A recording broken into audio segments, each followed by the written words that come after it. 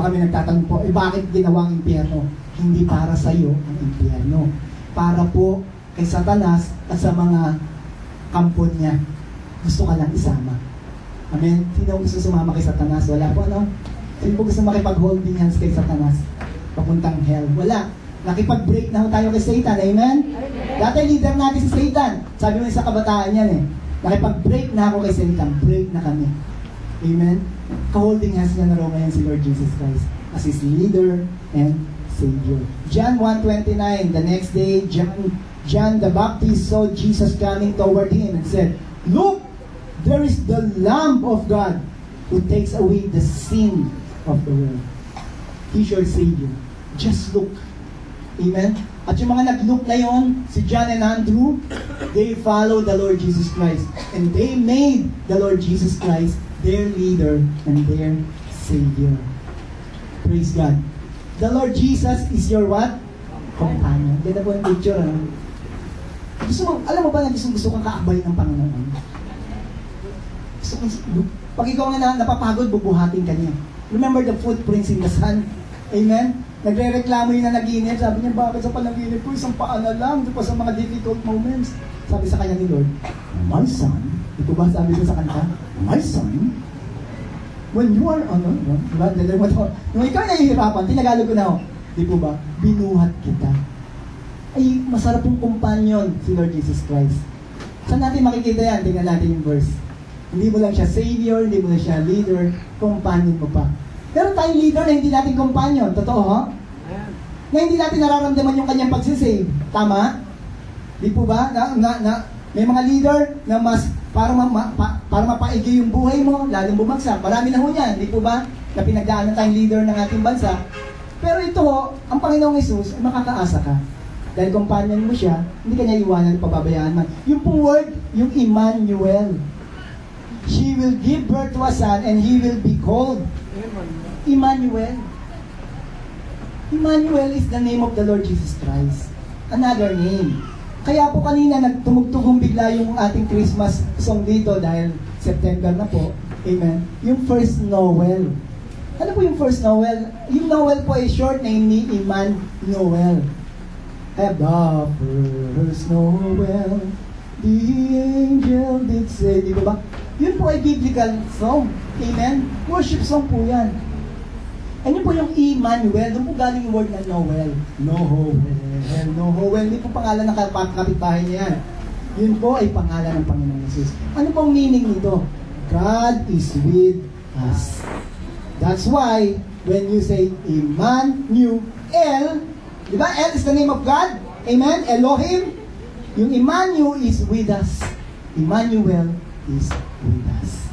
Hallelujah. So He's your what? Your companion. You can experience the Lord Jesus Christ in a personal level. Amen? Personal level? Yes. At na-experience na natin lahat yan yung personal level na tingnan mo natin. Nasaan po ba si Lord Jesus Christ? Sabi sa Galatians 2:20, He lives in you. Nasaan po ang Panginoong Jesus ngayon? In you. Kasama mo ang Panginoong Jesus. Sabi rito sa Galatians 2:20, I myself no longer live. Hindi na ikaw nabubuhay dito.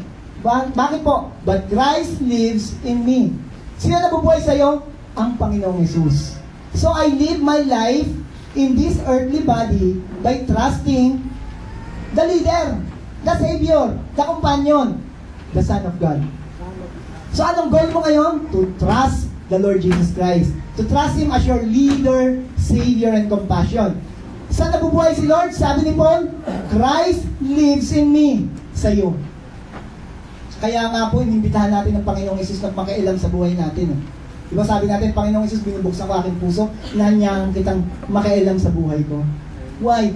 Inimbitahan natin ng Panginoon. Sabi sa Revelation 3:20, He knocks on the door of our hearts. If anyone listen to me and open the door, I will come into him. Ang sentro po ng puso ng ating buong katawan ay ang puso natin. Yan ang pinto. Kinakatok niya ho yan. Gusto niya maging leader mo siya, Savior mo siya, at companion. Amen? Nasaan po si Lord Jesus Christ? Nasa iyo. At itong nasa iyo, itong si Christ na lives in you, loves you by giving Himself for you. Yung pagkapatay siya sa krus, para sa iyo yun. Kasi mahal na mahal ka niya. Amen? Kasama mo siya, siya ay nagmamahal sa iyo. Lagi ko sinasabi ito, in love sa atin ng Panginoon. Ulitin ko, kung meron sa yung in love, hindi niya kayang lagpasan yung pagka-in love sa iyo ni Lord. Niloloko mo naman ako, brother Repay, totoo po. Sabi sa John 3:16, for God so much love. Hindi in love, so love. Hindi lang God loves, so love. So much. Behold how manner it is the Father has given us to us. Sabi ng, behold how much the Lord loves us. So love. Ganun po ang Diyos natin, in love sa atin. Sa sobrang in love niya, gusto niya maging companion mo siya. Gusto ka niya samahan. Tumira siya sa iyo. Another verse, tingnan mo natin, Colossians 1:27. Ito pang sabi, for it has pleased God to tell His people that the riches and glory of Christ, mayaman po si Lord, amen, are for you Gentiles too. Tayo po yung mga Gentiles, amen. Pag hindi ka Hudyo, Gentiles. Pero sino ngayon ang mga Gentiles? Yung mga wala pong Panginoon. Tayo po yung mga in Christ na. For this is the secret. Ano secret daw? Christ. Basahin niya natin. Christ is in you. And this is your assurance that you will share in His glory.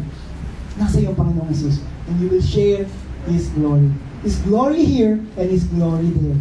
When we talk about glory, amen, bigat po ng Panginoon yon. Yung bigat na pwedeng gawin sa buhay mo. Yung kakayanan ng Panginoon na pwedeng gawin sa buhay mo. Amen? Amen.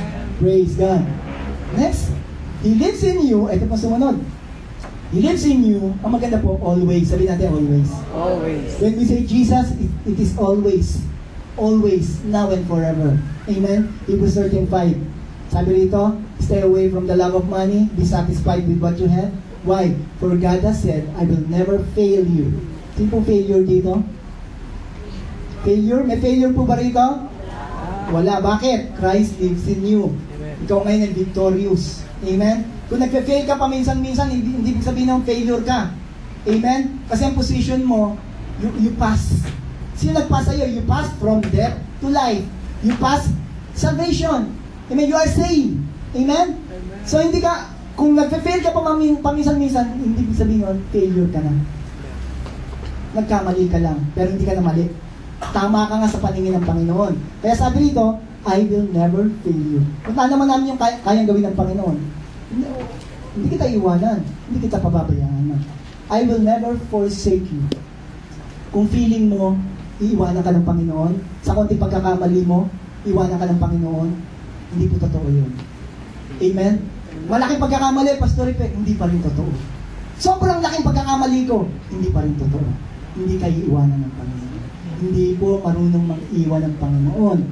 Huwag mo lang siya iiwan. Amen? Are you with me, church? Kung nagkamali ka, balik sa Panginoon. Kung may kaunting pagkakamali, ito mas madaling bumalik sa Panginoon. Kung malaki-laking konti, madali pa rin po. Balik lang. Huwag lalayo. Amen? Sabi nila ng Panginoon, hindi kayo iwanan eh. Nagsisinungaling po ba ang Panginoon? Ito po malimit po nangyayari. Pag nagkagawa na ng malaking pagkakamali, lumalayo na sa Panginoon. Iniwanan na ako ng Panginoon, hindi po. Lalo kang nilalapitan ng Panginoon. Personal level ng Panginoon sa atin. Maganda pong katotohanan to na ginagamit po ni Satanas na binabaliktad ni Satan at sasabihin sa'yo, ayan, hindi ka natatanggapin ng Diyos dahil nagawa mo yung bagay na yan. Never po. Wala pong sinabi sa Biblia, lalong-lalo ng Panginoong Isus na hindi niya tatanggapin ng mga nagkakamali. Yung mga nagkamali po, mas tinatanggap ng Panginoon. Amen? Yung hindi po maamin ng pagkakamali, ay wala po. Hindi po nakakatanggap ng pagkilos sa buhay niya ng Panginoon. Example, wala po dito. Yung po nag-pray na dalawa, sabi ng publikano, Panginoon, patawarin mo ako, nagkamali ako. Sabi naman ng isang, di po ba? Isang para sa iyo, Panginoon, salamat na ako'y walang pagkakamaling nagawa sa iyo. Hindi tulad nito. Ang sabi ng Panginoong Jesus, sino ang mas tinanggap ng Panginoong panalangin? Yung sumasabi, Panginoon, patawarin mo. Mas tinatanggap po ng Panginoon. Kasi nagyayabang. Mas maganda aminin mo. Panginoon, wala itong buhay nito. kailangan kita. Kailangan kita maging leader ng buhay ko. Kailangan kita maging savior ng buhay ko. At gusto kong makasama na kita. At pag ito'y ginawa natin, habang tayo po'y napapalapit at na-experience natin personal relationship sa Lord, nababawasan na po yung paghampas-hampas natin sa dibdib. At paghingi natin ng tawad, pagtagal po, wala na sa bokabularyo natin, kasi po alam natin, tayo po'y pinatawad ng Panginoon. Are you with me, church? Yes. Amen. Sabi ng Lord, I will never fail you. I will never forsake you. How many days? Sabi niya, He is the same yesterday, today, and forever. Sabi niya, I will never leave you, nor forsake you. Why? And this will happen the same yesterday, today, and forever. Pinagduktong ko po. Sabi, Lord, I will never leave you, nor to forsake you, because I'm the same yesterday, today, and forever. Lagi kong gagawin ko. Hindi kita pagkukulangin. Hindi kita hayaang mag-fail sa buhay mo. Hindi kita iiwanan. Ginawa ko ito kahapon, gagawin ko ito ngayon, at magpakailanman. Another verse, 28:20 ng Matthew. Sabi niya, to the end of the earth, pinanta natin ito kanina, sabi niya, I am with you always. Even to the end of the age. When we talk about age, we talk about time. Yung time, timeless ang pagsama sa iyo ng Panginoon. Hindi ka niya iwanan o pababayaan man. Sabi niya, okay, make me your leader, make me your savior, make me your companion. And this fellowship and this relationship will last forever, sabi niya. I will be with you always to the end of the age. Timeless ang pagsama sa atin ng Panginoon. That's the Lord Jesus Christ. Timeless po ang Panginoon Jesus. Amen? Kaya, wag mo alin sa isip mo. The name above every name. Pangalan niya lahat to. Pag lumapit ka sa Kanya, makakaasa ka. Andiyan ang sagot niya. Pag humingi ka ng tawad, nagkamali ka man, andiyan ang pagpapatawad niya. At kapatid, pag humingi ka ng tawad sa Panginoon na nagkamali ka, yung pagpapatawad niya ay malinis na. Hindi mo na pwedeng questionin uli yung kinabukasan. Pinatawad mo nga kaya ako, Panginoon. Pinatawad ka na. Huwag mo na hingi uli ng tawad mamaya. Pag sinabi mo, Lord, sorry. Amen. Ang sabi ng Panginoon, pinatawad na kita. Huwag mo uli mamaya, after 30 minutes, Lord, sorry sa nagawa ko kanina. Sasabihin sa'yo ni Lord, pinatawad na kita kanina. After 30 minutes, sabihin mo, Lord, sorry. Patawarin mo ako. Sabihin sa'yo ni Lord, pinatawad na kita sa oras ng nakalipas. Sabi mo, 20 years, Lord, sorry, 20 years ago nagawa ko to. Sabi sa'yo ni Lord, pinatawad na kita 20 years ago. At pinatawad na kita nung namatay ako sa krus ng Kalbaryo. Amen? Are you with me, church? Amen. Paano man ang nagagawa natin? O, ano man yan? Hindi ka iwanan ng pababayaan ng Panginoon. Kung may pangangailangan ka naman, ganun din ang gagawin sa inyo. Ano man ang bagay na nangyayari sa atin, concern si Lord. Mahal na mahal kita. Amen? Ang pangalan niya, Jesus. Sabihin nga natin, Jesus. Jesus the Messiah, Jesus my Savior, and Jesus my companion. He is Emmanuel. Kaya po natin tumayo tayo mga